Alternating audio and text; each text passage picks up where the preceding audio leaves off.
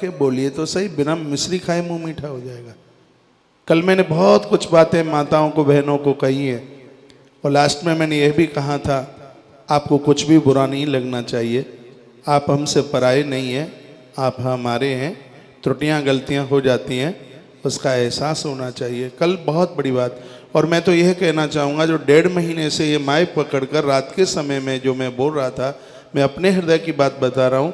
कल रात्रि का प्रवचन मुझे खुद भी बहुत अच्छा लगा, बहुत बढ़िया लगा, बड़ा आनंदोत मग्न हो रहा था, क्योंकि यहाँ से जाने के बाद थोड़ा सा मैंने उस पर चिंतन किया था और आज सुबह वो मैं वीडियो थोड़ी सुन भी रहा था।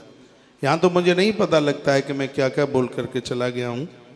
तो एक बार पुनः मैं कह रहा हूँ, अपनी पुत्र वधुओं को अपना समझिए, उन्हें पराया मत समझिए। तुम्हारी वंश स्रोत है, अपना खानदान परिवार तो सब छोड़ छाड़ करके आ गई हैं, अब आप नहीं होंगे तो इन बेचारियों का होगा कौन।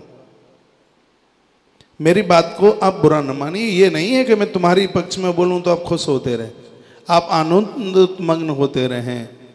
इनको लाड़ दीजिए, इनको स्नेह दीजिए, इनको अपना मानिए, इनको पराया मत मानिए। और मैं तो कहूँगा आपको अपने बेटे जितने प्रिय लगते हैं, इन बेटों से आपको अपनी पुत्र वधू और ज्यादा प्रिय लगनी चाहिए। माँ कौशल्या के सामने से जब राम के वनवास के समय में राम जी प्रस्थान कर रहे थे, माँ कौशल्या ने इतना कुछ नहीं कहा था कि तुम लक्ष्मण का ध्यान रखना राम, कोई ऐसी ज़्यादा बात मिलती नहीं है, लेकिन बार बार माँ कौशल्या ने कहा राम मेरी बेटी जानकी का ध्यान रखना, और ऐसे ध्यान रखना जैसे आँख के पलक आँख की रक्षा करते हैं।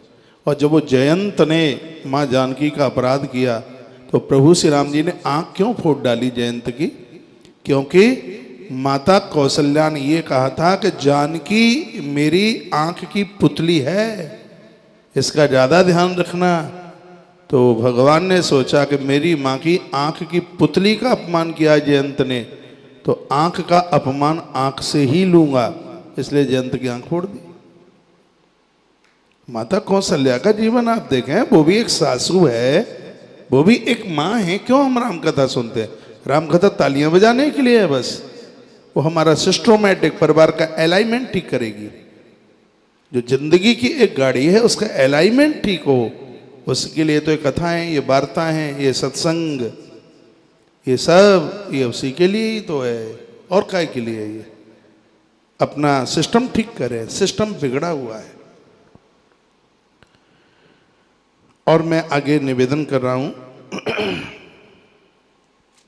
वह पत्नी भी घर में बहुत परेशान रहती है जो सासू ससुर को अपने माता पिता की तरह नहीं समझती, खुश नहीं रह सकती, प्रसन्न नहीं रह सकती।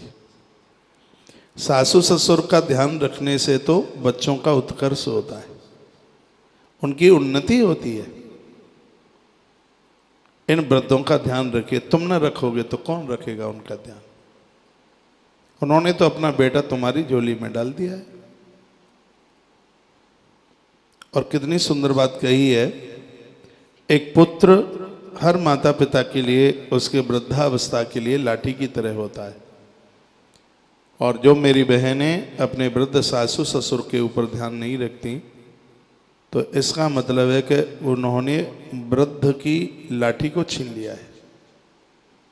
किसी भी माता पिता से उसके पुत्रों को मत छीनिए, उसके पुत्र को मत छीनिए। उस वृद्धावस्था में उन्हें उनकी ज़रूरत है। बात तो यह है कि आप मिल करके उनकी इतनी सेवा करें, इतनी सेवा करें, उनकी प्रसन्नता के आंसू जमीन पर गिरकर तुम्हारे एक नए भाग्य का निर्माण कर जाएं, ऐसी सेवा उनकी कीजिए। आप ईश्वर के प्रति श्रद्धा रखिए, भोग लगाइए, गौ माता को रोटी खिलाइए, लेकिन मैं निवेदन करना चाहूँगा कि भगवान से भी ज़्यादा ध्यान इन वृद्धों का रखिए, क्योंकि वो ईश्वर इन वृद्धों में बैठा है। भले ही उनका स्वभाव कर्कश है, करेला कर्कश होता है, मिर्च कर्कश होती है, लेकिन फायदे हैं उसकी गुणवत्ता है। इनकी सुनने में भाषा कर्कश लग सकती है, उन्होंने पुराना जमाना देखा है, तुम नए जमाने के हो, लेकिन वो हृदय से कभी आपका बुरा नहीं चाहते। इसलिए उनका ये ध्यान रखिएगा।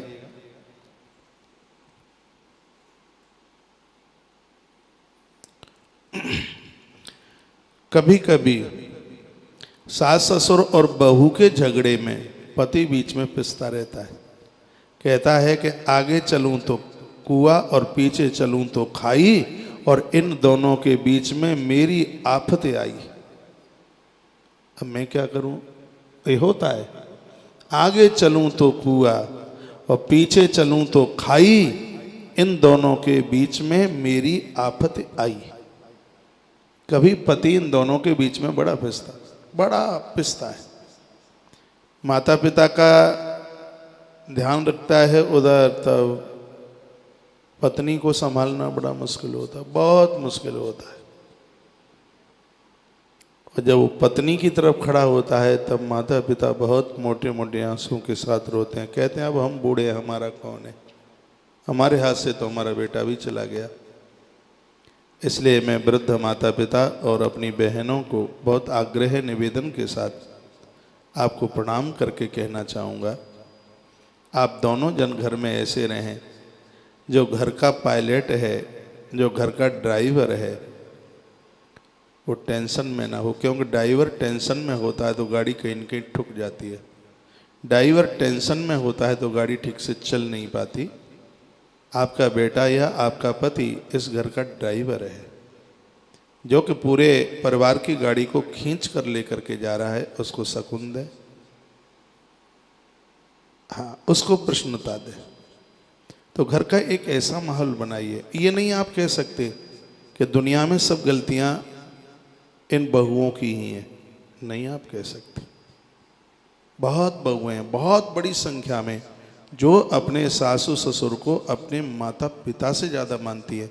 वो परिवार मैंने हजारों की संख्या में देखे, सैकड़ों में नहीं हजारों में। मैंने 26 साल में 26वां साल चल रहा है, बड़ा अनुभव लिया है। मुझ जैसा तो घुमक्कड़ शायद कोई हो, जो तो अब 7-8 महीने से बैठा रह गया हूँ। बहुत घूमा हूँ, पूरा देश दुनिया घूम डाला। आश्रम में भी यदि होता था तो यहाँ रुकता थोड़े ही, यूँ तो वैसे कथाओं में ही रहता, थोड़ा बहुत भी आता, काम नहीं टिकता। कभी आश्रम के काम से, कभी गौशाला के काम से, कभी किसी काम से, बस चक्कर। तो मैंने तो आपके परिवारों में बहुत देखा है कि बहुएं उतनी खराब नहीं होती जितना प्रचार किया जाता है।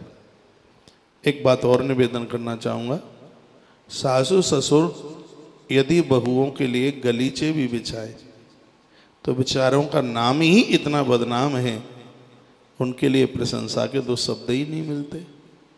कह दिया जाता है जो सांस नहीं लेने दे वो सासू है। हाँ, कहाँ उनको सम्मान मिलता है, कहाँ उन्हें आदर मिलता है, उनका तो नाम ही बदनाम हो गया। घर को ऐसा बनाइए दोनों एक दूसरे के पूरक बन करके रहें। तब दोनों के बीच में खड़ा हुआ केंद्र में आपका पुत्र या आपका पति